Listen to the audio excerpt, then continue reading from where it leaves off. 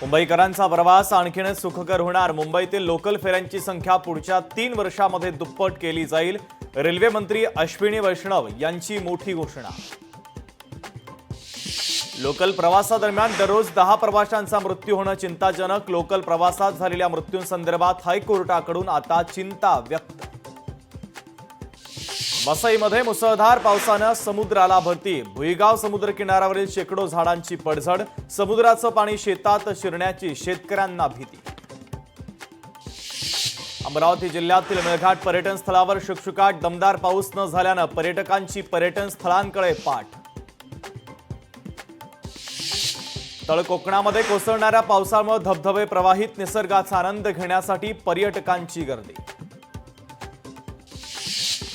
महाराष्ट्रातील थंड हवेचं ठिकाण तोरणमाळला आता झिपलाईनची जोड। नंदुरबार वन विभागाच्या वतीनं तोरणमाळ पर्यटन स्थळी झिपलाईन प्रकल्पाची यशस्वी चाचणी।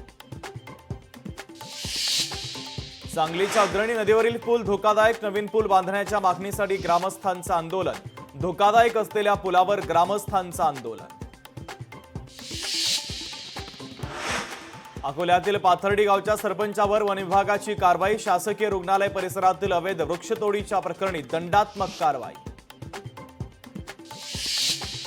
छत्तीसगडमध्ये सुरक्षा दल आणि नक्षलवाद्यांमध्ये चकमक। चकमकीमध्ये 2 नक्षलवादी ठार। घटनास्थळी अतिरिक्त सैन्य दाखल।